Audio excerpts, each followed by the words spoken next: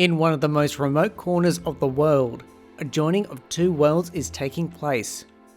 As another hot day begins in Port Hedland, over 1,300 kilometres north of Perth, representatives from the Water Corporation engage in a cultural immersion program hosted by the local Kariyarra people.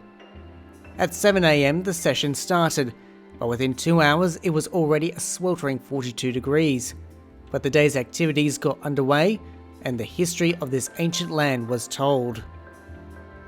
Two groups were rotated through half-day sessions, hosted by Elder Robert Dan.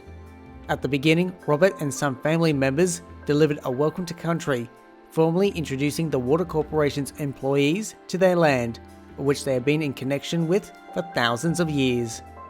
These are Spinifex brothers, you see them everywhere. They are cursed to people, because of spikes. But what the old people did in the day, they get all the green ones and cut them, cut the bob off them, and soak them in water. Then they gently pound them till they all fall apart. Then they get them and then rub them on their legs to make rope. Saying about the big people person that we worked for, he came from near the airport, right across his walk, and he came through the back of Leslie Salt, what used to be Leslie Salt. Now it's Rio Tinto. His tracks are there, then they came into the 6 mile, I don't know how many years now, 6 mile area. Then he came across over here at that point, and then he went into Puripool, and from Puripool he came up to this corner, and from here he went to the west, and he ended up Kariyarra Island.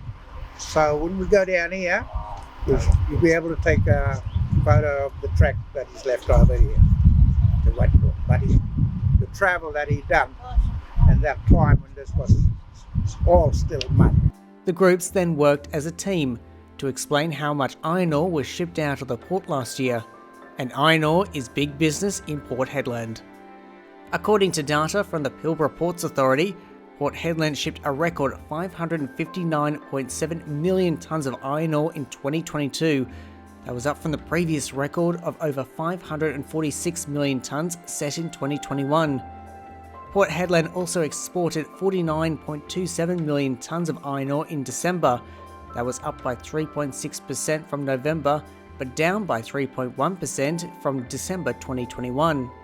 Afterwards, the groups were taken to the Old Lock Hospital. Robert and his siblings explained the harsh reality of Aboriginal people being treated badly. The Port Hedland Lock Hospital was built to house Aboriginal people suspected, often wrongly, of having venereal diseases 100 years ago, after an isolated island hospital scheme was shut down. Over 800 Aboriginal men and women were sent to islands of Carnarvon and to the Lock Hospital between 1919 and 1930. Disturbingly, many Aboriginal people weren't even sick, but taken to the hospital anyways. People were shackled in chains so they couldn't escape. The ring where people were chained still sits visible and a sad reminder of the past. Today, the hospital site is recognised as an important part of Western Australian history, and in 2019, the Department of Planning, Lands and Heritage had placed the Port Hedland site on the State Register of Heritage Places, ahead of permanent listing following a 6-week consultation process. Confronting the past has been a difficult journey in Port Hedland, but the 2-day immersion program between the Kariyarra people and the Water Corporation shows reconciliation and engagement is a proven way to heal old wounds and take one more step into the future.